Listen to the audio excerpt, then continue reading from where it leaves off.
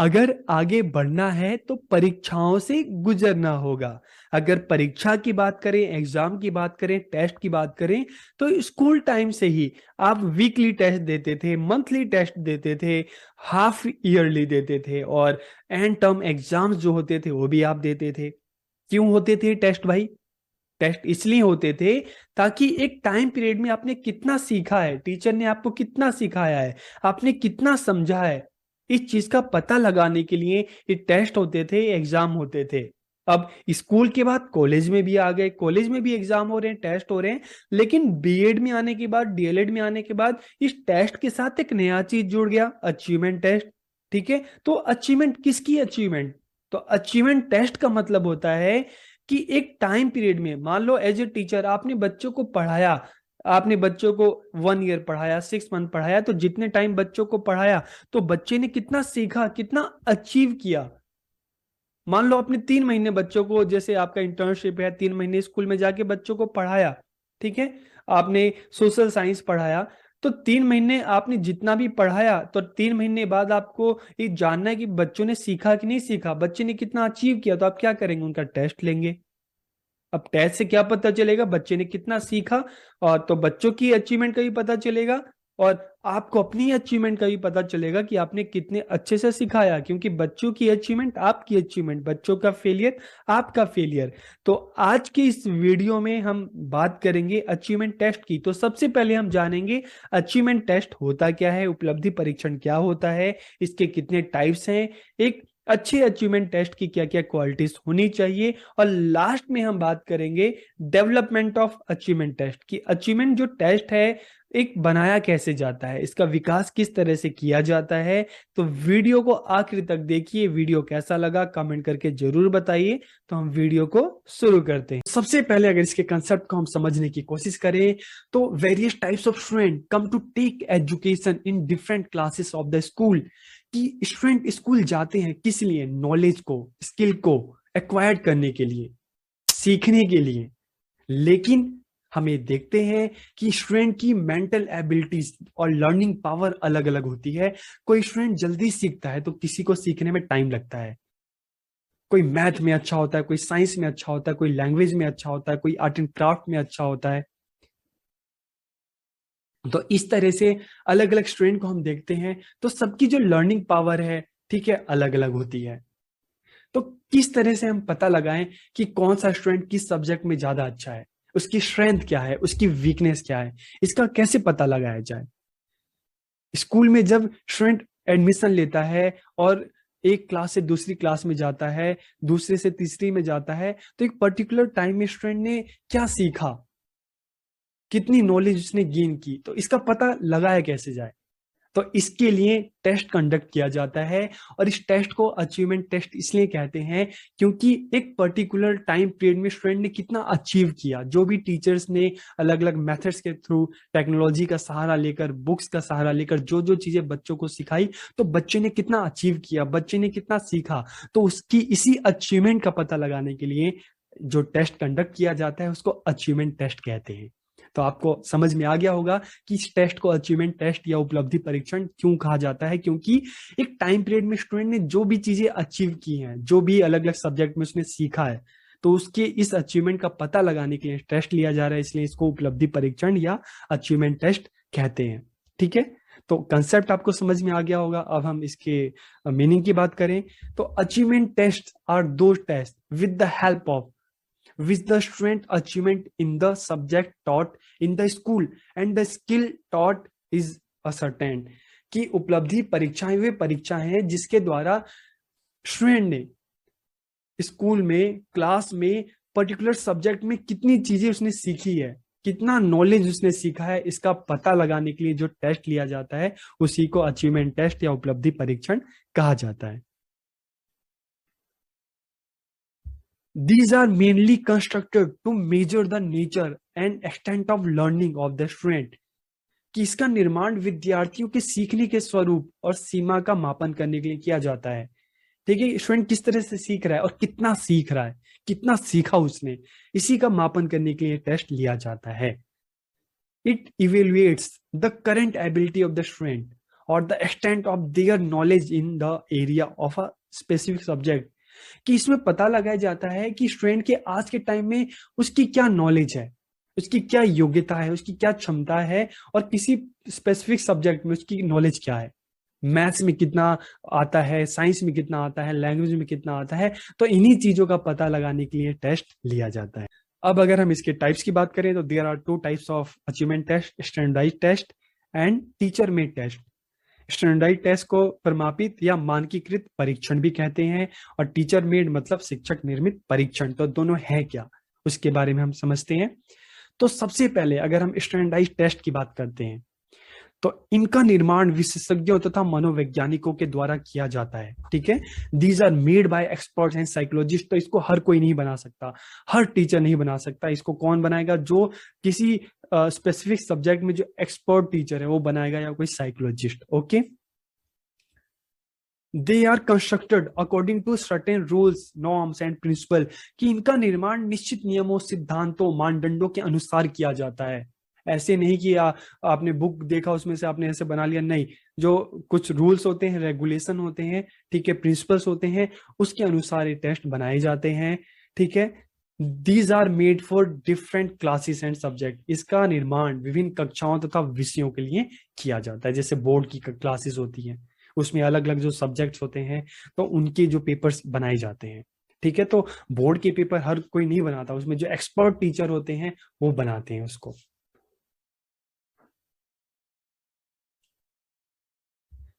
There are many types of test for a class and a subject. एक ही class और एक ही subject के लिए बहुत सारे जो स्टैंडर्डाइज टेस्ट हो सकते हैं। ठीक है, और स्टैंडर्डाइज टेस्ट की एक क्या खासियत है कि जब ये कंडक्ट किए जाते हैं तो एक ही साथ हजारों लाखों बच्चों पर कंडक्ट किए जाते हैं। एक ही साथ हजारों लाखों बच्चे इस पेपर को देते हैं, जैसे सी टेट हो गया, बोर्ड के एग्जाम हो गया, नेट हो गया। तो इस तरह की जो पेपर है इनको स्टैंडर्डाइज टेस्ट कहते हैं। और इसकी एक और खासियत है, it is valid and reliable, कि ये वैध होते हैं और विश्वसनीय होते हैं। ठीक है, और इसके अलावा the questions given in this have to be done according to the given instruction within the given time। कि इस तरह के जब आप पेपर देने जाते हो तो आप पेपर में देखते हो कि उसमें प्रॉपर इंस्ट्रक्शन दिया होता है कि कितने टाइम में क्या करना है, आपको क्या चीजें करनी है, क्या नहीं करने, क्या ऑप्शन है। तो सारे के सारे इंस्ट्रक्शन इसमें आपको मिलते हैं।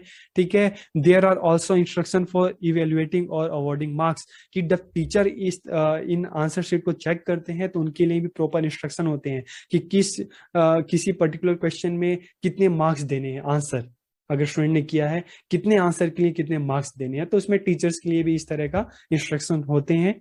ठीक है, और इसका जो प्रकाशन है, मतलब इसको जो पब्लिश किया जाता है तो किसी ऑर्गेनाइजेशन या बिजनेस फॉर्म के थ्रू किया जाता है। ठीक है, तो ये सारी जो एक स्टैंडर्डाइज टेस्ट की जो खासियत है, विशेषताएं हैं, क्या है, आपको पता चल गया होगा। अब अगर हम टीचर मेड टेस्ट की बात करें तो these are made by the teacher, ये शिक्षकों के द्वारा बनाए जाते हैं। It can be subjective and objective, subjective भी हो सकते हैं, ऑब्जेक्टिव भी हो सकते हैं। तो आत्मनिष्ठ या वस्तुनिष्ठ सब्जेक्टिव क्या होते हैं, जैसे आप क्लास टेस्ट देते हैं तो उसमें कई क्वेश्चंस ऐसे होते हैं जिसमें आपको ऐसे टाइप में आंसर लिखना पड़ता है, तो आपको लगता है कि हाँ मैंने भी सेम आंसर लिखा, उस दूसरे ने भी लिखा, लेकिन उसको ज्यादा मिले, मुझे कम मिले। तो सब्जेक्टिव में मतलब थोड़ा हेर फेर की टीचर के मूड पे डिपेंड करता है। लेकिन ऑब्जेक्टिव जैसे एमसीक्यू क्वेश्चन होते हैं, इसमें एक आंसर जो है, ठीक है, अगर हम बात करें कि इंडिया की कैपिटल क्या है, दिल्ली है। ठीक है, चार ऑप्शन दिए, बेंगलोर, मुंबई, दिल्ली, कलकत्ता। तो दिल्ली, तो दिल्ली को कोई गलत नहीं कर सकता। तो इस तरह के क्वेश्चन जो होते हैं ऑब्जेक्टिव टाइप में, जिसमें किसी तरह की हेरफेर की गुंजाइश नहीं रहती। ठीक है, तो इट कैन बी सब्जेक्टिव और objective, it can be written, oral and practical. Not all teachers have the same ability to formulate question for test, कि हर टीचर के पास वो काबिलियत नहीं होती कि एक अच्छा पेपर बना सके। और अगर पर्टिकुलर सब्जेक्ट जो है, अगर उसमें भी सेम सब्जेक्ट के सेम टीचर, दो तीन टीचर अगर पेपर को बनाते हैं, तब भी आप देखोगे और दो तीन टीचर्स ने जो अपने अपने पेपर बनाए हैं वो एक जैसे नहीं होते, उसमें भी आपको काफी फर्क देखने को मिल जाता है। इसलिए टीचर मेड टेस्ट को हम रिलायबल नहीं कह सकते, ज्यादा विश्वसनीय नहीं माना जा सकता। ठीक है, ज्यादा रिलायबल कौन होता है, वो होता है आपका स्टैंडर्डाइज्ड टेस्ट।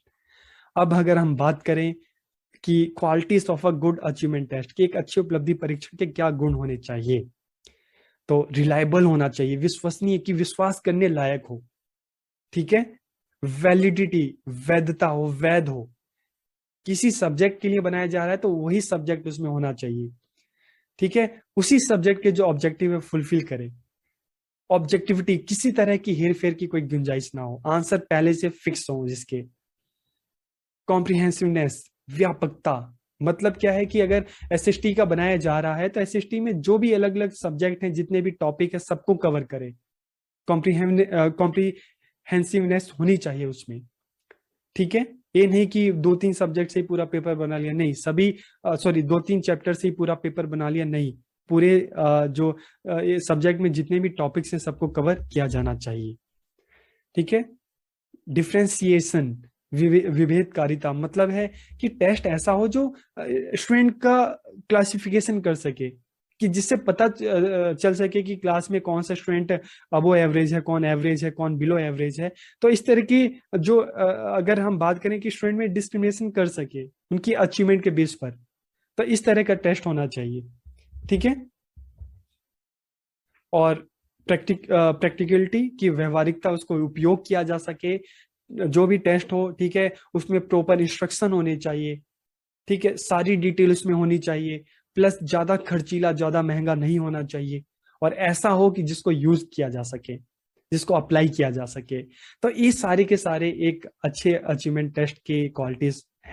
अब हम बात करते हैं डेवलपमेंट ऑफ अचीवमेंट टेस्ट, उपलब्धि परीक्षण का विकास। तो अभी तक तो आपने ये जान लिया कि अचीवमेंट टेस्ट होता क्या है, इसके कितने टाइप्स होते हैं और इसकी क्या क्या क्वालिटीज होती हैं। लेकिन अब इस अचीवमेंट टेस्ट को बनाया कैसे जाए। आप एक टीचर हैं, आपने मान लो आपने बच्चों को पूरा 6 महीने पढ़ाया, ठीक है। अब 6 महीने पढ़ाने के बाद आप ये जानना चाहते हैं कि यार 6 मंथ मैंने जो बच्चों को पढ़ाया है तो बच्चों ने कितना सीखा है। तो आप उनका एक टेस्ट तैयार कर रहे हैं, तो सबसे पहला काम क्या होगा आपका। सबसे पहला है कि प्लानिंग ऑफ टेस्ट, की परीक्षण की योजना बनाना। ऐसा नहीं कि सीधा आपने सोचा क्लास में जाके आपने टेस्ट ले, नहीं, सबसे पहले आपको एक प्लानिंग करनी पड़ती है, ठीक है। और उसके बाद preparation of a design for the test, की परीक्षण के लिए डिजाइन तैयार करना। ये सारे पॉइंट है, इसको एक एक करके हम आगे के स्लाइड्स में जानेंगे। फिर उसके बाद प्रिपेयरिंग ब्लूप्रिंट, ब्लूप्रिंट तैयार करना। तो ब्लूप्रिंट आपके आज के टाइम में अगर हम देखें तो आपके सामने एक क्वेश्चन की तरह होता है कि भाई ब्लूप्रिंट होता क्या है, ठीक है, इसको भी हम जानेंगे। फिर राइटिंग ऑफ क्वेश्चन पेपर, की प्रश्न पत्र लिखना। और उसके बाद प्रिपरेशन ऑफ द स्कोरिंग की एंड मार्किंग स्कीम, की अंकन कुंजी और अंकन योजना तैयार करना। और लास्ट में एनालिसिस। तो जब भी कोई अचीवमेंट टेस्ट है उसको जब डेवलप किया जाता है तो ये स्टेप्स हैं, इनको ध्यान रखा जाता है, ठीक है। तो अब हम एक एक करके पॉइंट पे बात करते हैं। तो सबसे पहले अगर हम बात करें प्लानिंग ऑफ द टेस्ट, की परीक्षण की योजना बनाना। कि मान लो आप सोशल साइंस बच्चों को पढ़ा रहे हो, तो आप ये जानना चाहते हैं कि बच्चे ने एक टाइम पीरियड में कितना सीखा है। तो आप क्या करोगे, आप प्लानिंग करोगे टेस्ट की। तो क्या क्या चीजें हैं, सबसे पहले आइडेंटिफाई ऑब्जेक्टिव, की उद्देश्यों का निर्धारण करना। उद्देश्यों का निर्धारण करना का मतलब है कि आप जब जो टेस्ट लेने जा रहे हैं तो आपके क्या ऑब्जेक्टिव हैं, ठीक है। आप उस टेस्ट के द्वारा क्या क्या जानना चाहते हैं कि बच्चे ने हिस्ट्री में कितना सीखा, जियोग्राफी में कितना सीखा, बच्चे ने पॉलिटिकल साइंस में कितना सीखा, इकोनॉमिक्स में कितना सीखा। तो सबसे पहले आपको जो ऑब्जेक्टिव है उसको आइडेंटिफाई करना होगा। इसके अलावा बच्चे ने कितना सीखा, कितना समझा, जो भी सीखा, जो भी समझा, उसको अपनी लाइफ में किस तरह से उसको अप्लाई किया या करेगा, कौन कौन सी बच्चों में स्किल डेवलप हुई। तो सबसे पहले आपको ऑब्जेक्टिव को आइडेंटिफाई करना है। उसके बाद मेजरिंग द कंटेंट कवरेज। अब जब टेस्ट पेपर बनाओगे तो सब जाहिर सी बात है कि आप जो जो आपने टॉपिक पढ़ाए हैं उसी में से आप टेस्ट लोगे। तो सबसे पहले आपको ये भी मतलब डिसाइड करना है कि आप कौन कौन से बुक्स लोगे। जैसे सोशल साइंस की बात करें तो ज्योग्राफी है, हिस्ट्री है, इकोनॉमिक्स है, ठीक है, पॉलिटिकल साइंस है। तो अलग अलग बुक्स है, तो किस में से आप कितना कंटेंट ले रहे हो, कितना चैप्टर ले रहे हो। लेकिन इस चीज का जरूर ध्यान रखें कि आपने जितना पढ़ाया है उसी में से आप ये टेस्ट तैयार करो, ठीक है। जो नहीं पढ़ाया उसको मत लो। उसके बाद एलोकेशन ऑफ टाइम, कि समय का निर्धारण। जब भी आप कोई टेस्ट बनाते हो तो आपको ये देखना होता है कि आपका टेस्ट जो है आप 1 आवर का ले रहे हो, 2 आवर का ले रहे हो, 3 आवर का ले रहे हो, तो इसको भी निर्धारित करना बहुत जरूरी है। उसके बाद मैक्सिमम मार्क्स, कि कितने मार्क्स होने हैं, ठीक है। आप 30 का रखते हो, 25 का रखते हो, 50 का रखते हो, 60 का रखते हो, 75 का रखते हो, तो ये चीज भी आपको डिसाइड करनी है पहले ही। उसके बाद focus on each topic and area in the question that belong, कि जब भी आप एक क्वेश्चन पेपर बना रहे हो तो देखिए, सोशल साइंस की बात करें तो इसके जो अलग अलग एरियाज है, जियोग्राफी है, हिस्ट्री है, इकोनॉमिक्स है, पॉलिटिकल साइंस है, आपको सारे एरिया कवर करने हैं। ये नहीं कि आपने क्वेश्चन बनाया तो सारे के सारे जो क्वेश्चन है आपने हिस्ट्री में से उठा के दे दिए, पॉलिटिकल साइंस में से कुछ भी नहीं दिया, इकोनॉमिक्स में से कुछ भी नहीं दिया। तो सभी एरिया को कवरेज करना है, जितना आपने पढ़ाया सिलेबस वो कवर करना है, और अलग अलग जो सब्जेक्ट है सबको ही कवर करना है। ओके। अब हम बात करते हैं preparation of a design for the test, कि चलो आपने सोच लिया कि क्या ऑब्जेक्टिव है, कैसे करना है, अब कैसे डिजाइन करना है, तो इसको भी हम देख लेते हैं। तो देखिए, सबसे पहले अगर हम डिजाइन की बात करें, वेटेज टू ऑब्जेक्टिव, उद्देश्यों को महत्व देना। तो उद्देश्यों की जब हम बात करते हैं तो देखिए इसके भी अलग अलग टाइप्स हैं। Knowledge, understanding, application and skill, कि बच्चे को जो भी आपने सब्जेक्ट पढ़ाया तो उस सब्जेक्ट के बारे में बच्चों को कितनी नॉलेज हुई, ठीक है, नॉलेज। फिर बच्चे ने उसको कितना समझा, और समझने के बाद एप्लीकेशन किस तरह से अप्लाई किया, और स्किल, बच्चे में कौन सी स्किल डेवलप हुई, प्रॉब्लम सॉल्विंग स्किल डेवलप हुई, डिसीजन मेकिंग स्किल जो डेवलप हुई, बच्चा चीजों में अंतर करने लगा। तो ये सारे के सारे ऑब्जेक्टिव आपको करने हैं कि बच्चे को किसी भी सब्जेक्ट में कितना ज्ञान है, ठीक है, उस सब्जेक्ट को कितना समझ रहा है, उस टॉपिक को उसको किस तरह से यूज कर रहा है। जैसे एप्लीकेशन में आमतौर पे क्या होता है, एप्लीकेशन में हम देखते हैं, जैसे सोशल साइंस की बात करें तो यहाँ पे जो मैप्स बच्चों को दे देते हैं, ठीक है। तो इस तरह की चीजें हैं। स्किल में कोई भी आप सिचुएशन दे दो ताकि आपको एक चीजें पता चले कि बच्चा चीजों को कितना जान रहा है, कितना समझ चुका है चीजों को, ठीक है। तो इस तरह से जो ऑब्जेक्टिव है, तो ऑब्जेक्टिव को भी अलग अलग जो ऑब्जेक्टिव उनको वेटेज देना है। अब जब आप थर्ड सेमेस्टर में जब स्कूल्स में जाएंगे, लेसन प्लान बनाएंगे, तो ये ऑब्जेक्टिव बार बार आपके सामने आएगा कि नॉलेज, मान लो आप बच्चों को सोशल साइंस पढ़ा रहे हो, ठीक है। सोशल साइंस में आपने बच्चों को इंडस वैली सिविलाइजेशन या हड़प्पा संस्कृति जो है, सिंधु घाटी की सभ्यता आपने पढ़ाया, तो देखो नॉलेज की बात करें तो हमें बेसिक नॉलेज है कि सिंधु घाटी जो सभ्यता है, सिविलाइजेशन है, उसका संबंध जो भारत से है, ठीक है, भारत से है। और वहीं से जो हम भारतीय सभ्यता का जन्म हुआ, इतना तो पता है। लेकिन जब हम अंडरस्टैंडिंग की बात करेंगे कि उसके बारे में जानना कि सिंधु घाटी की सभ्यता कहाँ तक फैली थी, भारत में कौन कौन से स्टेट है जहाँ पे आज भी उसके जो अवशेष हैं पाए जाते हैं, तो इसके लिए तो उसको आपको पढ़ना जरूरी है। तो अंडरस्टैंडिंग, ठीक है। एप्लीकेशन, कि अब चलो जो भी सिंधु घाटी की सभ्यता है, मैप में जो क्वेश्चन आ गए, तो मैप में दिखाना है कि भाई कहाँ कहाँ सिंधु घाटी की जो सभ्यता है, कौन कौन से एरियाज हैं, आप मैप में उसको दिखाओ। तो उस चीज को आपने अप्लाई किया, ठीक है। और स्किल की बात करें तो उसके बारे में कि वहां पे किस तरह से लोग रहते थे, सारी चीजें उसके बारे में आप पढ़ते पढ़ते बार बार जब हम किसी चीज को अभ्यास करते हैं, कोशिश करते हैं, तो धीरे धीरे जानते हैं, तो जो हमारी जो स्किल है उस चीज में डेवलप होने लगती है, चाहे प्रॉब्लम सॉल्विंग है, चाहे डिसीजन मेकिंग है, चाहे अंतर करना है बाकी बाकी और जो सभ्यताएं हैं, ठीक है। तो इस तरह से जो ऑब्जेक्टिव है उनको वेटेज देना, ठीक है। और उसके बाद फिर वेटेज टू कंटेंट, कि अगर हम कंटेंट की बात करें तो चैप्टर वाइज, कि किस चैप्टर में से, मान लो आपने ज्योग्राफी का एक चैप्टर लिया है, हिस्ट्री का एक चैप्टर लिया है, इकोनॉमिक्स का लिया है, पॉलिटिकल साइंस का लिया है, अलग अलग चैप्टर हैं, तो किस चैप्टर में से कितने मार्क्स करें। तो मतलब सभी चैप्टर जो आपने पढ़ा है सभी को कवर करना है। तो इस चीज को भी ध्यान देना है कि preparation of design for the test की जब करो तो आप सारे अलग अलग जो सोशल साइंस के सब्जेक्ट हैं, जो जो चैप्टर्स आपने पढ़ा है, तो ऐसा नहीं कि सिर्फ एक ही चैप्टर में से दे रहे हो, आप सभी चैप्टर में से कुछ ना कुछ जो है क्वेश्चन बच्चों के लिए बनाओ, ठीक है।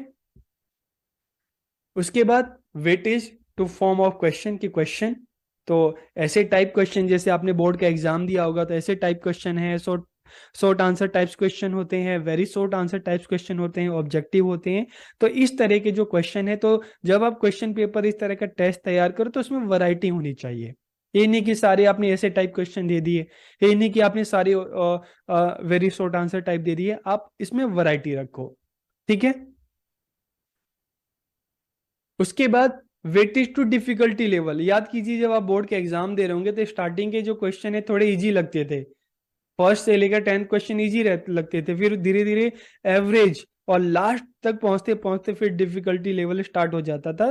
तो जब भी कोई क्वेश्चन पेपर बनाओ तो इस चीज का ध्यान रखो कि उसमें इजी पोर्शन भी रखो, एवरेज भी रखो, और डिफिकल्ट जो लेवल है वो भी होनी चाहिए। ऐसा नहीं कि पूरा क्वेश्चन ही डिफिकल्ट बना दो, पूरा ही एवरेज बना दो, पूरा ही इजी बना दो। तो इन चीजों को ध्यान में रखना चाहिए डिफिकल्टी लेवल को। कोई कुछ क्वेश्चन इजी भी होने चाहिए कि जो हर बच्चा कर सके, कुछ एवरेज होने चाहिए और कुछ डिफिकल्ट होने चाहिए। तो इससे क्या होगा कि क्लास में जो बच्चे हैं उनके लेवल का भी पता लगाया जा सकता है।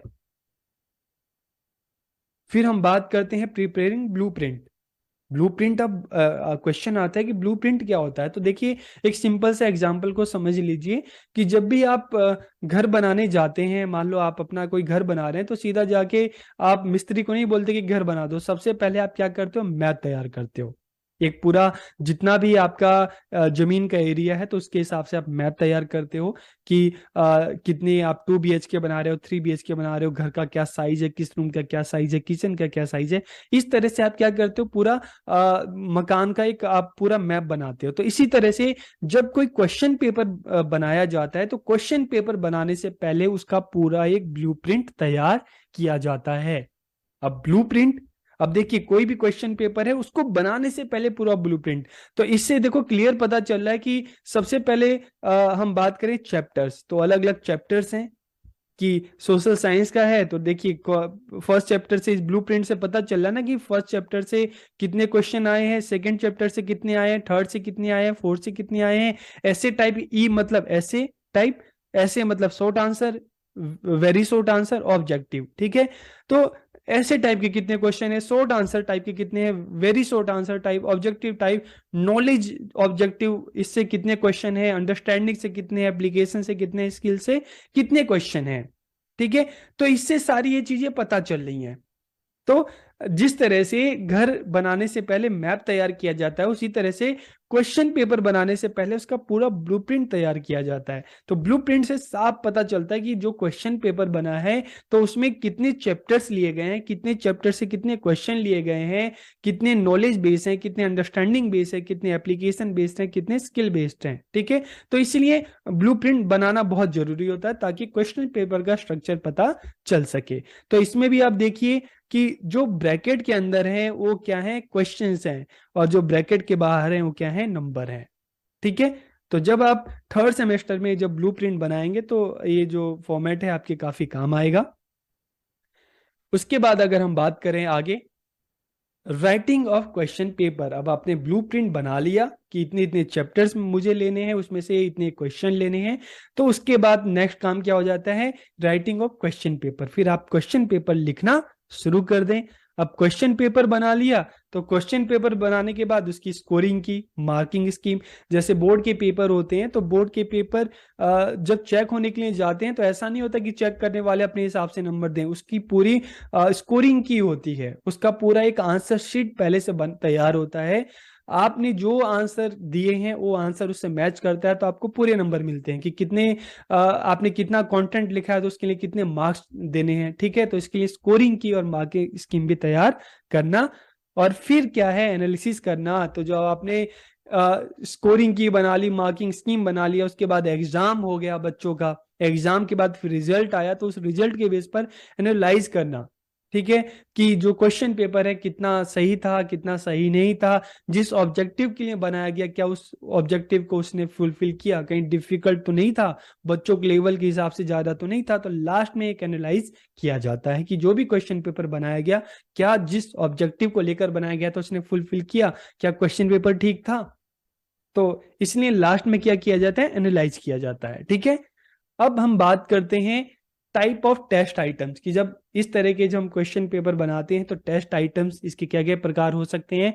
तो देखिए जो भी टेस्ट हम बनाते हैं तो ऐसे क्वेश्चन टेस्ट आइटम जो बात करते हैं तो ऐसे टाइप क्वेश्चन होते हैं, ठीक है। ऐसे टाइप जैसे आपने सोशल साइंस का देते हो तो लास्ट के जो क्वेश्चन होते हैं 5 मार्क्स के, 6 मार्क्स के, तो इस तरह के ऐसे टाइप क्वेश्चन होते हैं, शॉर्ट आंसर टाइप में होते हैं, वेरी शॉर्ट आंसर टाइप होते हैं। तो वेरी शॉर्ट आंसर टाइप में आपको कौन से क्वेश्चन मिलते हैं, फिल इन द ब्लैंक्स मिलते हैं कि रिक्त स्थानों की पूर्ति करो, ट्रू एंड फॉल्स मिलते हैं, ठीक है। तो इस तरह से आपको मैचिंग का भी मिलता है, मिलान करो जिसको हम कहते हैं। तो इस तरह से आपको काफी सारे क्वेश्चन, आपको वेरी शॉर्ट आंसर टाइप में भी अलग अलग आपको वैरायटी मिलती है, और उसके बाद हम देखते हैं ऑब्जेक्टिव टाइप में। तो इस तरह से टाइप ऑफ टेस्ट आइटम की अलग अलग तरह के टेस्ट आइटम्स होते हैं। ठीक है। तो आज की इस वीडियो में हमने बात की अचीवमेंट टेस्ट की, कि अचीवमेंट टेस्ट क्या है, इसके कितने टाइप्स हैं, इसकी क्या क्वालिटी है, और इसको किस तरह से डेवलप किया जाता है, और इसके टाइप ऑफ टेस्ट आइटम्स की भी हमने बात की। तो वीडियो कैसा लगा कमेंट करके जरूर बताइएगा। आप सबका बहुत बहुत धन्यवाद।